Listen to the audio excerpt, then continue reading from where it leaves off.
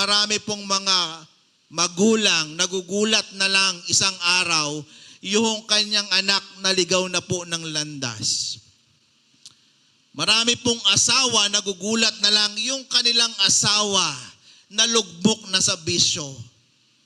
Na-tempt na, nagkaroon na ng iba, nakagawa na ng bagay na hindi nila inaasahan. Akala nila mabait, akala nila hindi makakagawa ng mali. Pero alam nyo ho, isang bagay, kung ikaw ay isang Kristiyanong mapanalanginin, bibigyan ka ng Lord ng sensitive heart, ng spirito, mararamdaman niya yung bawat kilos ng kaaway. Ang sabi po dyan, maging mahinahon kayo at mapagbantay. Ang diablo daw, ang kaaway ninyo ay parang liyong umuungal. Ang umuungal, naririnig. Ang umaaligid, nararamdaman mo yung yabag.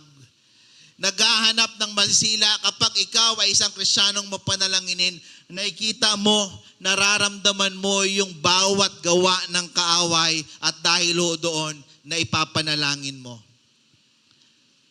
Kaya lang, if you are not a prayerful father, kaya alam nyo po isang bagay, na kung kayo po ay isang anak, magpasalamat kayo kung meron ho kayong tatay o nanay na mapanalanginin. Kung kayo po ay isang magulang, magpasalamat kayo kung meron ho kayong anak na mapanalanginin.